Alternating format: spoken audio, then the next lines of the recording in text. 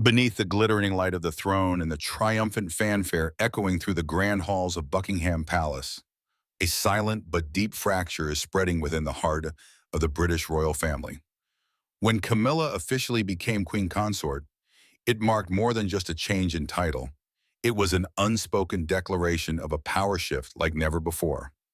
For many, that moment was a belated recognition of the woman once branded as the other woman in the most tragic royal love story of the century. But for certain members of the royal household, especially Princess Anne, a sharp-minded, iron-willed woman devoted fiercely to tradition, Camilla's rise was nothing short of a thorn, driven straight into the heart of the monarchy. Between these two powerful women, there has never been a public outburst or a shouting match. Yet behind the frosty glances, the reluctant bows, and the conspicuous distance at royal engagements lies a quiet but fierce rivalry. Anne hasn't forgotten the past, while Camilla is determined to rewrite it on her own terms. And it is this simmering tension that now casts a shadow over the very unity the monarchy is desperate to preserve. In this video, we will uncover the chilling truth behind the icy relationship between Queen Camilla and Princess Anne, a silent war that could shake the very foundations of the crown. When Camilla ascended the throne as Queen Consort, she didn't just inherit a title, she entered the center of a dramatically charged stage, where every glance and strained smile carried political weight. Among all those witnessing that moment, Princess Anne's razor-sharp gaze stood out and was impossible to forget. Anne's animosity wasn't personal. She viewed Camilla's role as a grave betrayal of everything Queen Elizabeth II had preserved during her 70-year reign. Anne doesn't say much.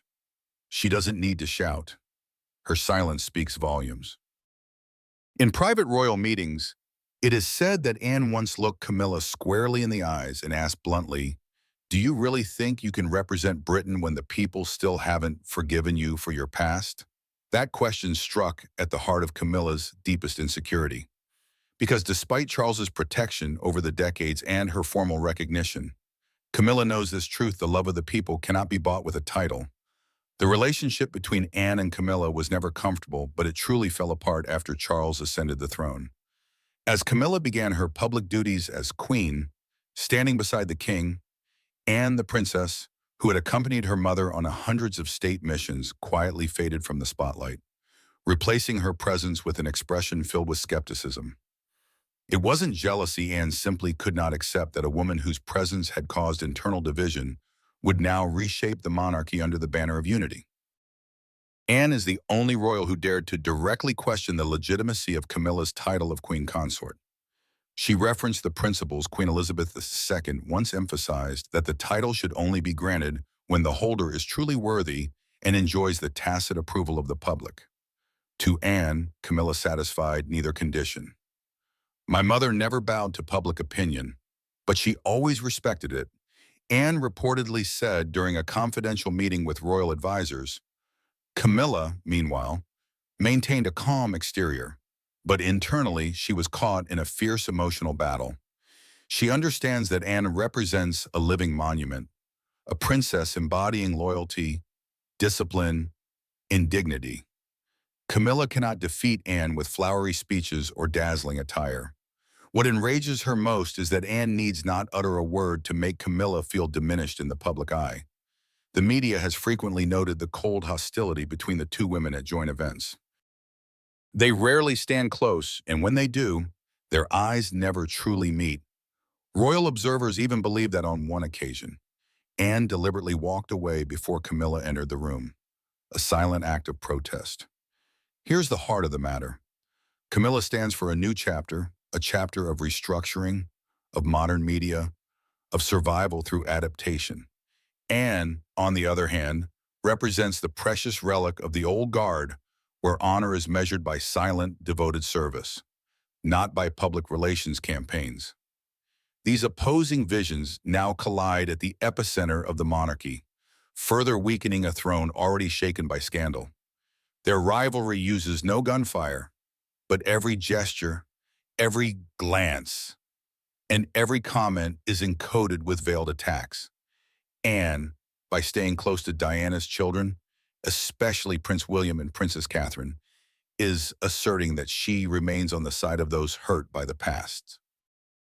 Camilla, by contrast, has begun tightening her grip on power through official tours, stage smile, and steady appearances alongside King Charles, demonstrating she is the new center of authority. What Camilla didn't expect was Anne's quiet influence spreading subtly throughout the royal household, parliament, and among the public. To many, the woman best suited to carry forward Queen Elizabeth II's legacy is not Camilla with her glittering crown, but Anne the princess who never needed a title to assert her worth. Their conflict is no longer a personal rivalry. It has become a symbol of the monarchy's fight for survival, nostalgia and gravitas versus modernization and compromise. And between them stands a fragile throne, caught in a storm of eroding trust. Will this silent war explode into open conflict, or will it simmer beneath the surface, slowly eroding the institution from within? Only time will tell. But one thing is certain: as long as Anne remains and Camilla holds the crown, Buckingham will never truly know peace. At a lavish banquet held within the thick stone walls of Windsor Castle, where chandeliers sparkled and string instruments played a graceful melody, a seismic moment erupted between two of the most powerful women in the British royal family, Queen Camilla and Princess Anne. What seemed to be a routine royal gathering meant to reinforce the image of unity was beneath the silk gowns, champagne flutes, and strained smiles, a silent battlefield waiting to ignite. And the one who lit the fuse was none other than Princess Anne, the ever-composed woman who harbored a fire that had never been extinguished. As the event reached its height, Anne walked directly toward Camilla. No preamble, no hesitation, just a silence so heavy it threatened to collapse the room. Every gaze was drawn to them as if by magnetic force. Even the musicians seemed to miss their notes. Then, in a voice as sharp as ice, Anne spoke. "Have you ever felt remorse for destroying another woman's life? A woman who once embodied compassion and was adored by the entire world?" The question sliced through the air like a knife. Camilla didn't flinch. She raised her head, her eyes unwavering. After a pause that felt like eternity, she replied, "History isn't written with tears. It is written with succession. If I am here today, it is because the throne needed someone to guard it, not a ghost from the past. It wasn't just a response. It was a declaration of war." She neither denied nor apologized, but faced the accusation with brazen defiance. The room fell into stunned silence. Glasses slipped from my hands. Some guests turned away, unwilling to witness the unfolding confrontation. Anne stepped closer, unable to mask her fury. The throne doesn't need survivors built on cruelty. It needs hearts that are trusted. Diana may be gone, but you'll never replace her with a crown-embroidered gown. Her gaze burned with intensity. Each word was a precise cut aimed directly at Camilla's pride. Witnesses said Camilla clenched her glass so tightly her knuckles turned white, but she held her ground. Drawing a deep breath, she replied, slow and deliberate, "I don't need to replace anyone. The times have changed, and I am the living proof that we must evolve to survive. Otherwise, this monarchy will collapse under its own refusal to change." The atmosphere grew so thick it became suffocating. Every laugh, every whisper vanished. The tension was too palpable for even the palace's closest aides to intervene. Cameras meant to record the graceful royal celebration were now dangerous. One misinterpreted glance could spark a media firestorm. But neither Anne nor Camilla cared. To them, this wasn't dinner. It was the final battlefield for legitimacy. Though King Charles had bestowed Camilla with title and power, the shadow of Diana loomed large in her mind. And Anne, as the unwavering soldier of tradition, would not let anyone forget the damage once done. She spoke not only for Diana, but for the millions who had once believed in a fairy tale royal family. Camilla, in contrast, represented a new chapter, one of strategy and image management, where the past could be rewritten for present convenience. In the final moment of their confrontation, Camilla placed her glass firmly on the table, looked Anne dead in the eye, and said, "You may live forever loyal to a memory, but I have to live today, and William Diana's own son has chosen to move forward with me, not backward with her." That statement was a second blade, this time not just for Anne, but for the millions who had mourned Diana and held her close to their hearts. Anne said nothing. She nodded faintly and turned away, leaving behind an atmosphere so electric, so fractured, it would haunt everyone who witnessed it. For when Princess Anne openly confronted Queen Camilla, it ceased to be a personal feud. It became a symbol of the growing schism within the royal family itself, a war between memory and power, between loyalty and compromise, and between the two most formidable women in the monarchy. Only one could truly prevail, though both would pay the price. On a gloomy, rainy afternoon at Windsor Castle, while all eyes were focused on the loud diplomatic ceremonies outside, Princess Anne quietly stepped into the royal library.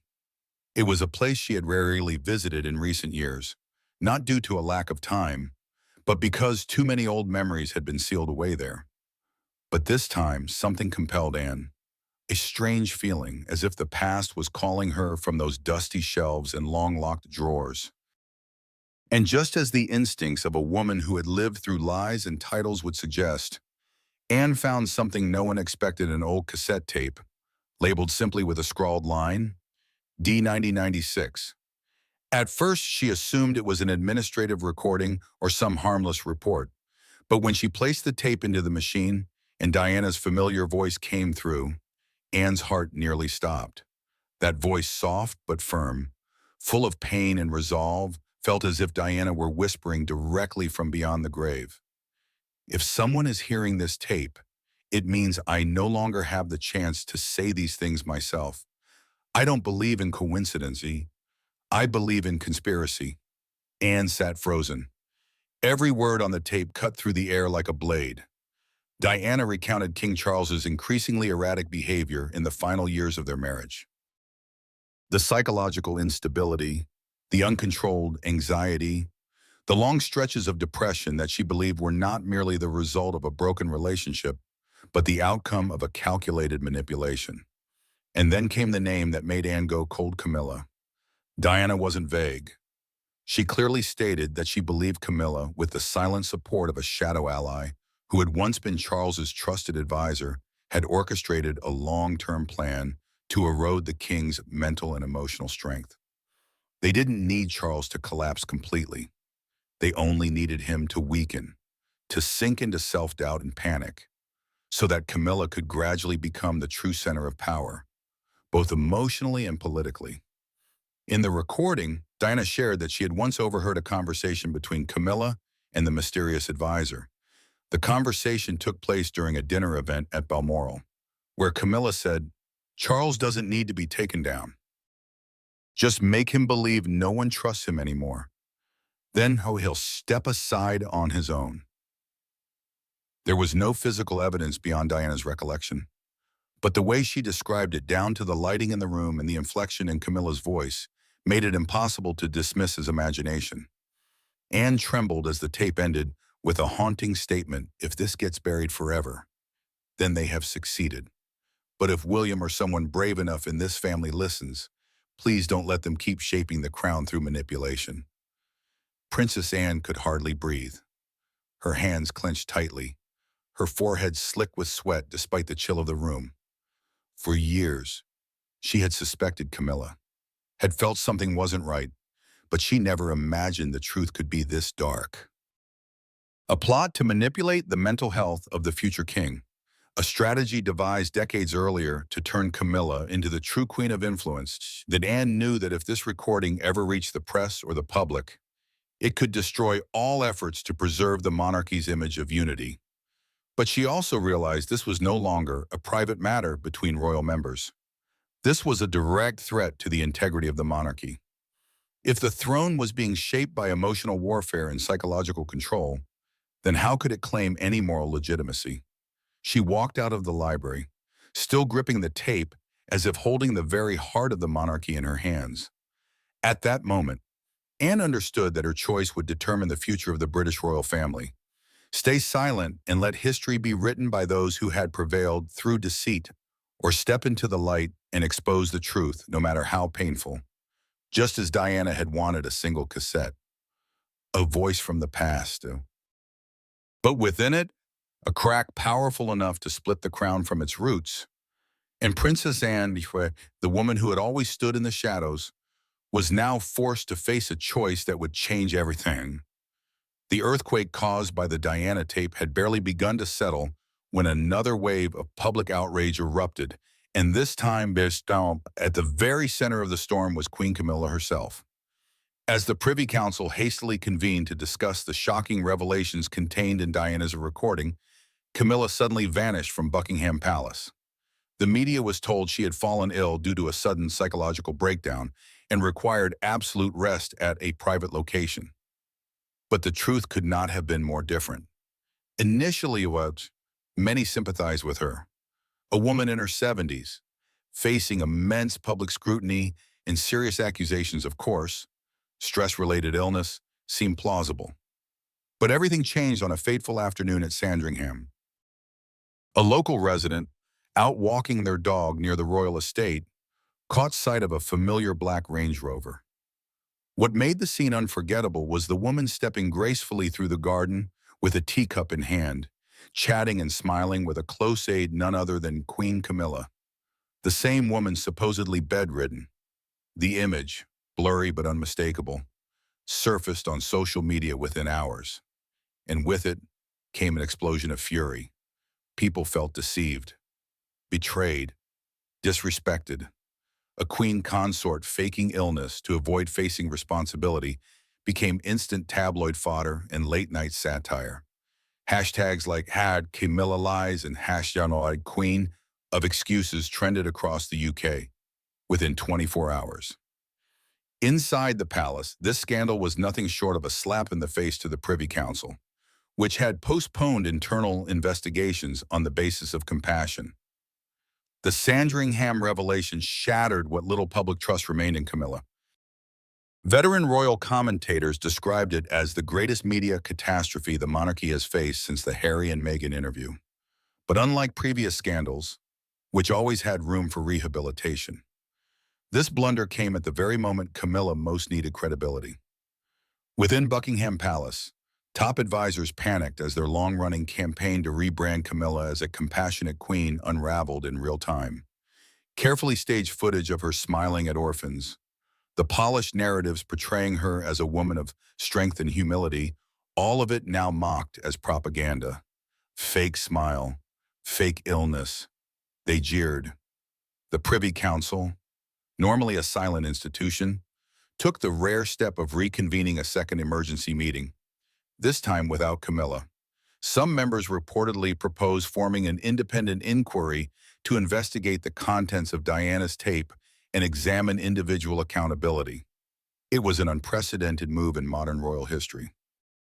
Sources leaked that at least 3 senior palace communication staff had resigned within 48 hours of the Sandringham scandal. The exodus raised even more questions. Was the fake illness a miscommunication? Or had the palace deliberately orchestrated a deception? Even worse, a leaked audio clip from an internal royal briefing revealed a senior aide saying, "She should have stayed in hiding a little longer. Taking that stroll was a miscalculation."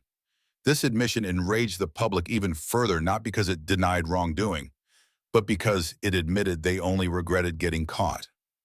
Camilla, once the polished face of a modernized royal image, was now widely labeled as the manipulator who ran from accountability. Civil society organizations began issuing public statements demanding clarity about her role within the royal framework. A snap poll conducted by The Guardian just 2 days after the scandal showed that 72% of the British public believed Camilla was unfit to remain queen consort, with nearly half calling for her to step down from royal duties altogether. The fallout wasn't confined to public opinion. Behind palace walls, tensions deepened. Princess Anne and Prince William, both believed to have disapproved of Camilla's alleged illness, reportedly refused to participate in any damage control meetings. One insider claimed it was Anne who first informed the Privy Council that Camilla was at Sandringham. Under growing pressure, Camilla's inner circle launched an emergency campaign to rescue her image. But every move was met with backlash. PR videos were ridiculed, public appearances were boycotted, the British public no longer accepted royal theatrics at face value. One headline put it bluntly, "You can't hide the truth behind a crowns." And perhaps for the first time since her marriage to Charles, Camilla's crown felt unbearably heavy. After the media firestorm and an unprecedented wave of public outrage, a sudden yet inevitable decision was finally handed down from Buckingham Palace. Queen Camilla would be officially removed from all public roles.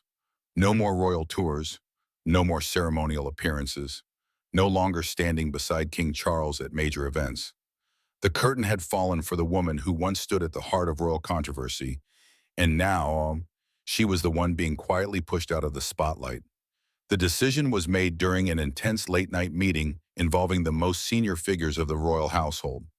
According to leaked sources, it was Prince William himself who brought the final blow to Camilla's public role, reportedly saying, if she wants to preserve even a shred of dignity, she had better disappear from the center of power.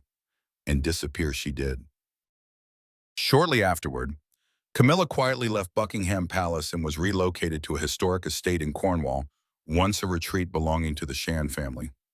The media was told she needed time to recover her health and reflect on personal priorities. But for most people, it was nothing more than a polite euphemism for a silent exile. In Cornwall, Camilla lived like a shadow among ivy-covered walls and long-shut doors. Her personal assistants were gone. The press team disbanded. Even her closest staff were drastically reduced. Each day, she wandered alone in the gardens, avoiding the curious stares of locals. Gone was the royal grandeur. All that remained was an aging woman trying to hide from her own legacy. Meanwhile, at the heart of a monarchy still reeling from scandal, a quiet but powerful shift in influence had begun. And two names stood out above the rest, Princess Anne and Princess Catherine. Anne, with her legendary discipline and unwavering sense of duty honed over decades of service, was entrusted with restructuring the royal ceremonial functions.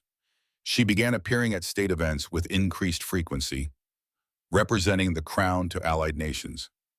The press called her the last wall of the monarchy, and the public revered her as the living embodiment of Queen Elizabeth II's spirit and values. Catherine, more formally known as the Princess of Wales, emerged as the shining symbol of a new royal era. She did not seek attention, nor did she stir controversy. Yet every one of her steps was calculated to send a message, I am the future of the monarchy.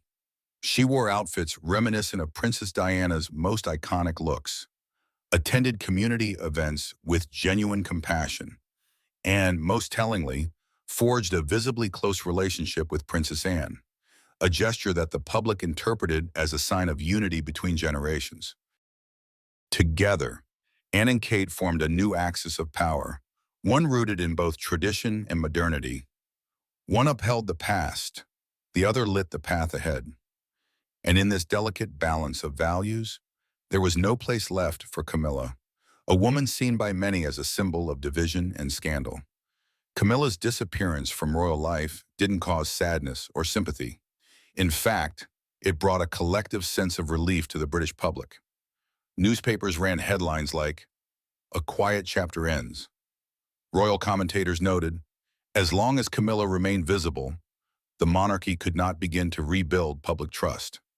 Now that she had stepped aside, the rebuilding could truly begin. Not a single member of the royal family issued a public thank you or farewell to Camilla. No farewell photos, no commemorative ceremony, not even a press release acknowledging her contributions. The silence said it all. Camilla was no longer part of the great play of monarchy. She had become a torn-out chapter from the royal storybook. Meanwhile, the throne, shaken for months by controversy, was being redefined by women who understood that real power didn't come from titles, but from service and the trust they earned from the people. And in this journey to rebuild that trust, no one spoke of Camilla anymore. The tape recording from Diana didn't need to be broadcast nationwide. Just a portion of its content leaked, and the world erupted. It wasn't loud or dramatic like a scene from a television drama, but each word, each sentence, cut deep into the trust that the public once placed in the monarchy. Diana, though, the woman who had been driven to the edge of loneliness and despair within the palace walls, had finally spoken, even if it was from beyond the grave. And that voice, trembling yet resolute, completely shifted the public's perception of the British royal family. What made the recording so dangerous was not just that it revealed some dark conspiracy, but that it laid bare the raw, undeniable truth. In Diana's heart, there were people she trusted unconditionally and people she would never forgive. That distinction alone divided the monarchy in the eyes of the public. No longer was it seen as a united institution, but as two opposing forces, one of loyalty, integrity, and compassion, and another of ambition, deceit, and manipulation. In the recording, Diana didn't name names, but everyone knew who she meant by the one who took everything by stepping on others. It was Camilla. That name no longer needed to be repeated, because in the hearts of millions, Camilla had already come to symbolize betrayal. Diana's words became a mirror to the past, and the public began to reevaluate every moment they once questioned but stayed silent about. They remembered the cold stares during Diana's funeral. They recalled the forced congratulations when Camilla was crowned queen, and they began to ask the painful question, how could someone like her wear the crown that was meant for Diana? On the other hand, the names mentioned in the tape with warmth and trust were Princess Anne and Princess Kate. Diana didn't hide her deep respect for her strong yet fair sister-in-law, and for her future daughter-in-law whom she believed would stay true to herself amidst the media storm. These expressions of faith transformed Anne and Kate in the public eye. No longer were they seen as background figures to the throne, but as living symbols of what the monarchy was supposed to represent: dedication, honor, and strength in quiet service. People began flocking to events attended by Anne and Kate, not to admire royalty, but to show their gratitude. Handwritten signs appeared across the streets. Diana trusted them, and so do we. British media, once hesitant, now boldly ran headlines like "Two Women Restoring the Soul of the Monarchy." Historians declared, it's time to rewrite history with the names that truly matter. Meanwhile, Camilla was quietly erased from the royal narrative. Her photos began disappearing from aristocratic magazine covers. Royal documents stopped referring to Queen Consort with any formality. Even in official speeches, her role was diminished to the point of invisibility. She was there, but only as a faded shadow. No one wanted to mention her, and no one bothered to defend her. This silence wasn't out of respect.